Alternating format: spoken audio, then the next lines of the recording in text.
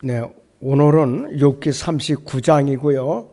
교재는 282페이지입니다.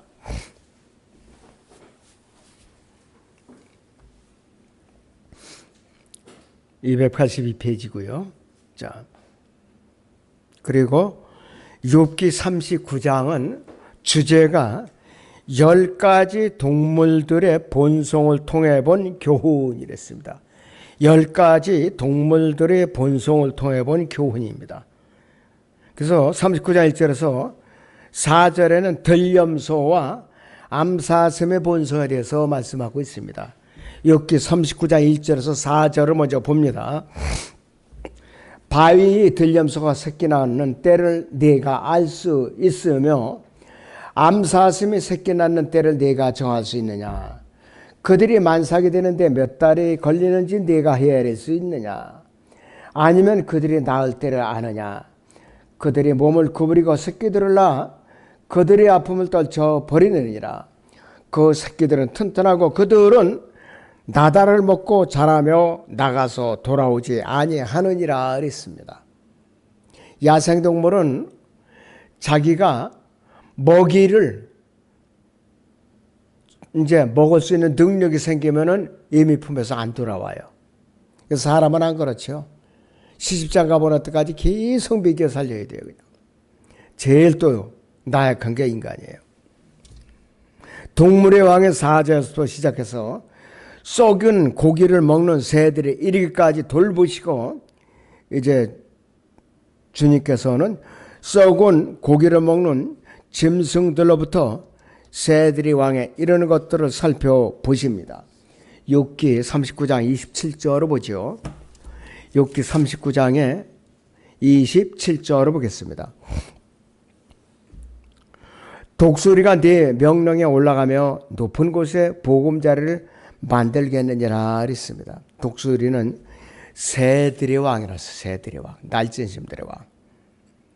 욥기 39장에는 10가지 동물들이 나열되어야 되는데 욥기 38장에서 2가지 동물들이 이미 언급이 되어 있다고 말씀을 하고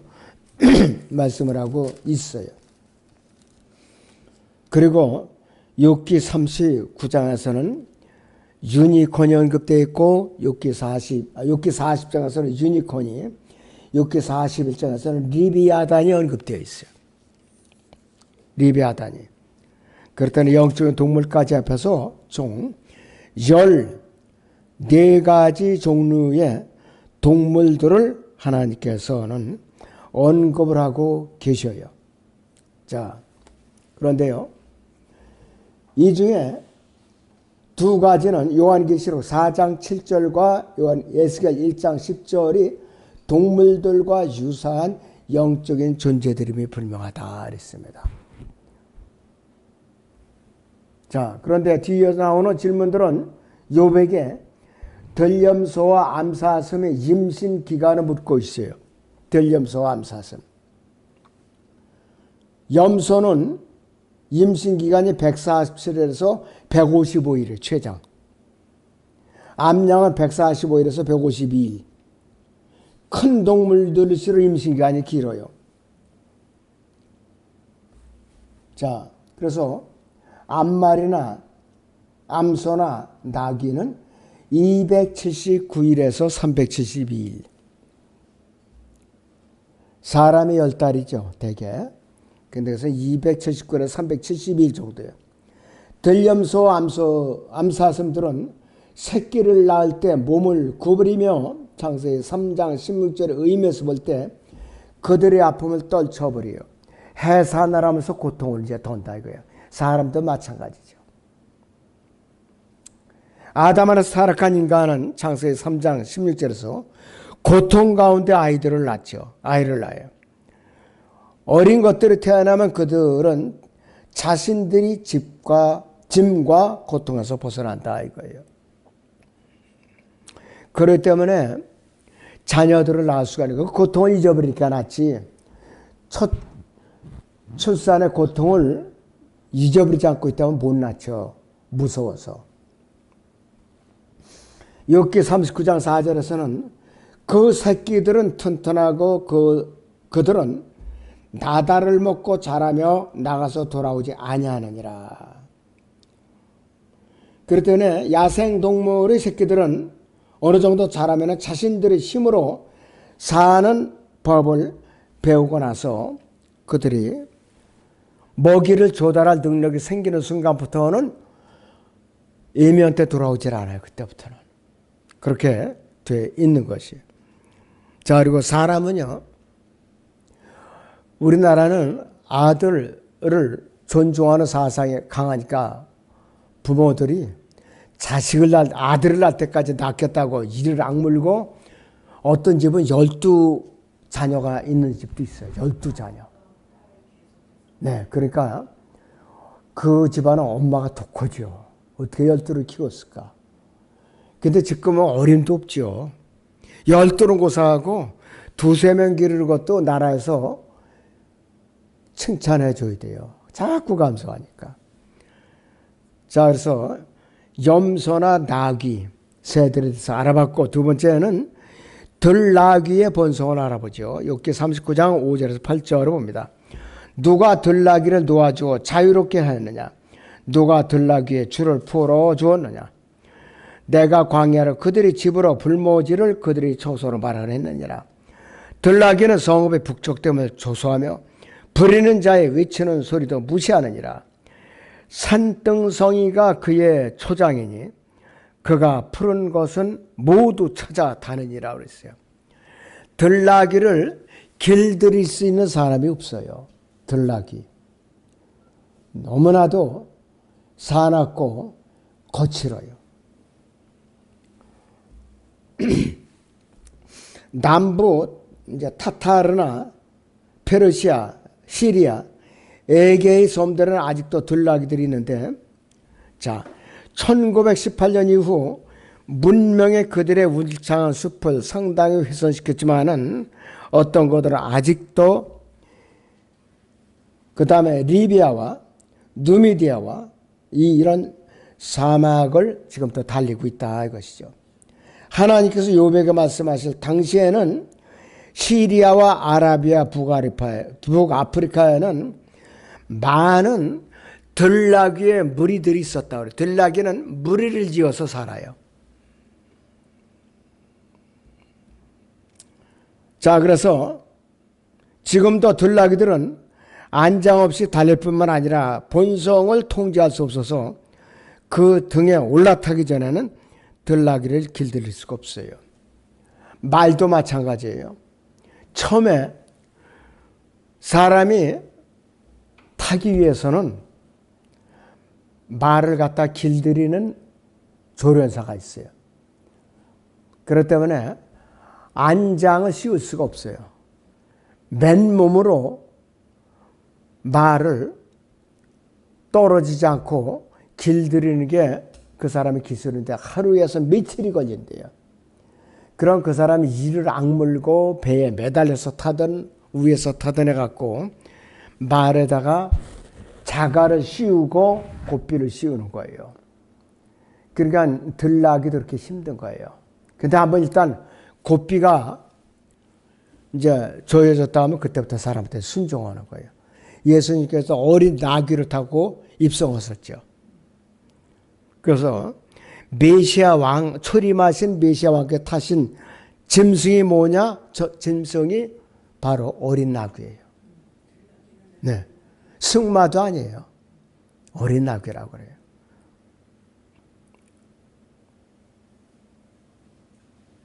자, 그렇기 때문에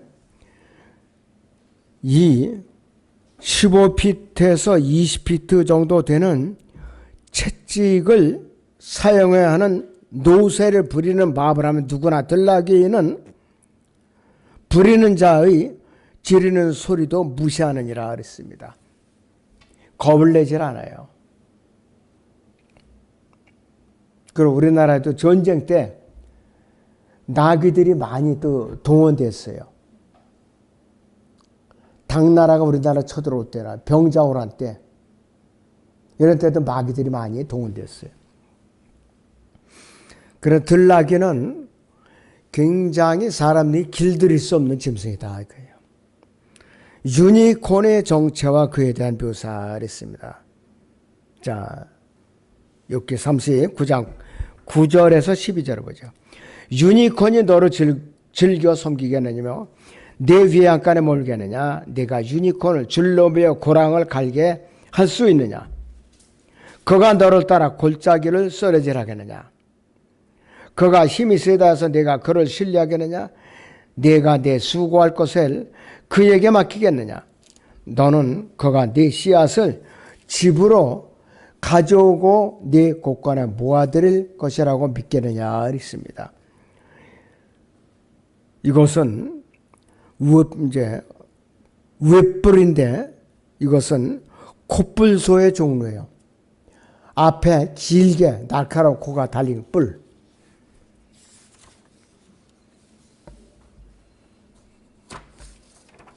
자, 그런데 원숭이, 인간, 원숭이, 족제비, 개, 고양이, 곰, 사슴, 염소처럼 수십 가지 피조물의 유전자, 염색체, 세포 구조가 노아 시대 대기의 변화와 야수성으로 급격하게 영향을 받았음을 증명해 준다고 그랬어요.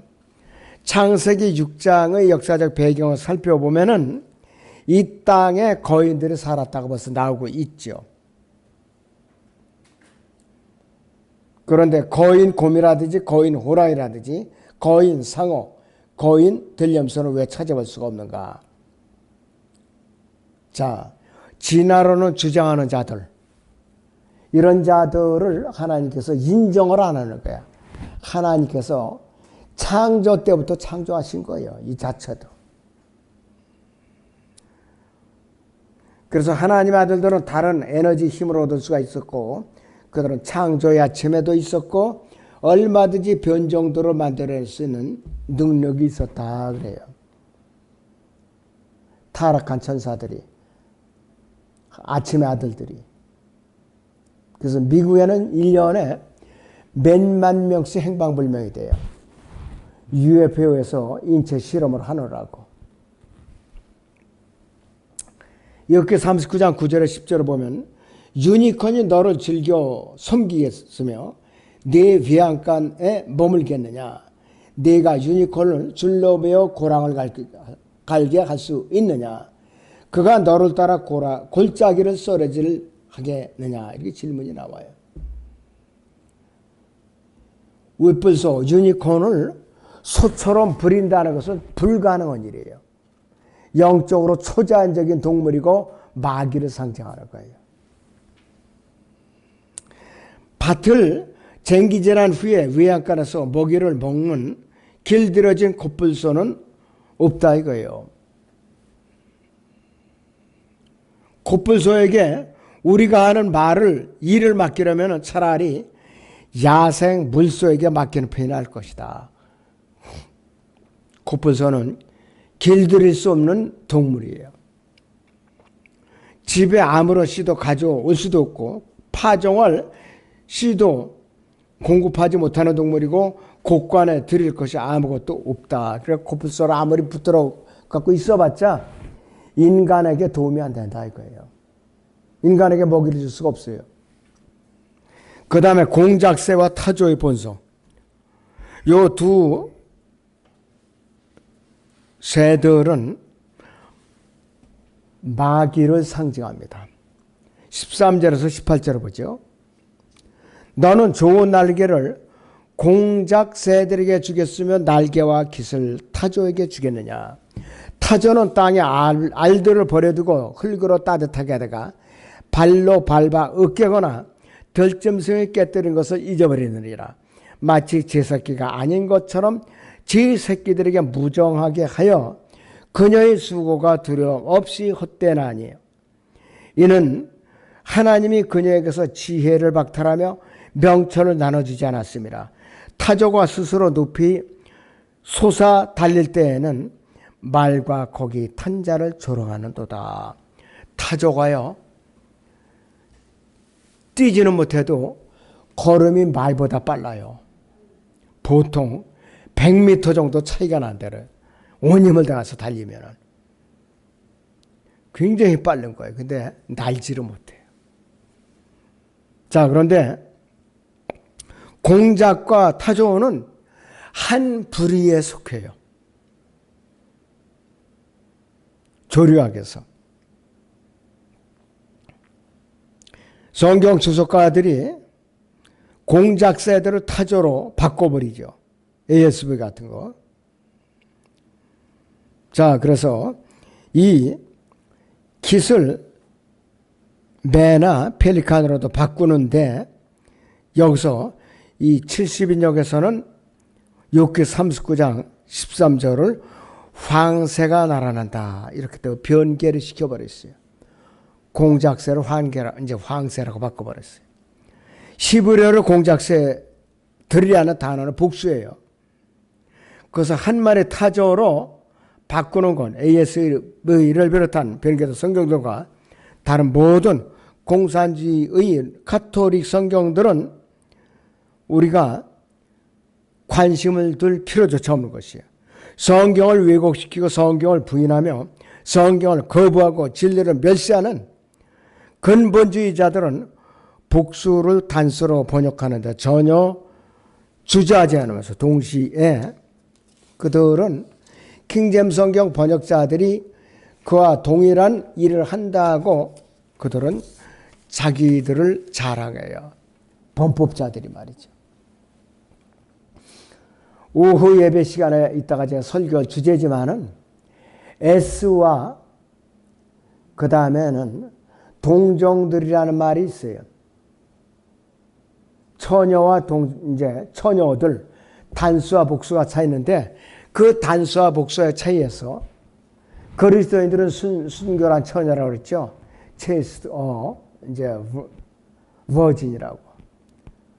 그 동정들이라고 이거 처녀들이라고 번역을 했고요. 앞으로 동정들은 버진스였고 복수로 돼 있어요.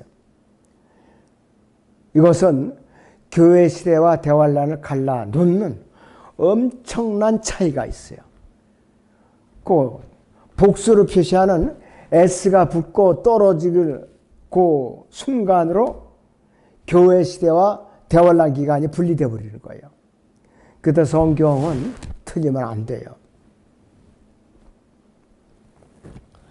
야생, 황소에는 윗뿔이었고 성경 본문은 유니콘이라고 말할 뿐이죠. 윗뿔에가는 모든 코뿔소는 두 개의 뿔을 갖고 있는데 한 개의 뿔 뒤에 또 다른 뿔이 있다. 작은 뿔이 또 있어요. 이것은 들소나 코뿔소를 의미하는데 성경 변기자들의 변명은 이유가 되질 않아요.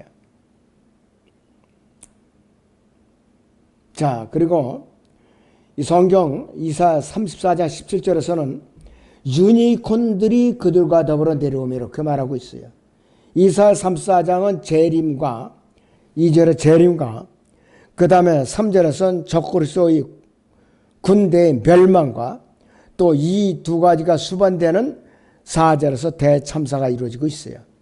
그 다음에 그때 주께서 에돔에서 오셔서 5절에 그분의 길을 가지고 칼을 가지고 왕의 대로로 올라가시고 6절에서 하늘의 왕국에서 에돔이 불못으로 바뀌는 것을 다루는 9절에서 유니콘과 숫송아지들 이 네 발 달린 동물들을 언급하는 것이라고 생각하는 것이에요.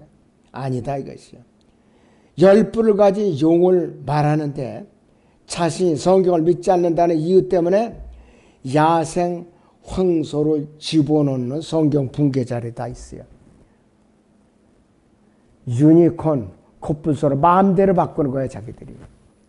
이사야 34장 2절부터 보지요.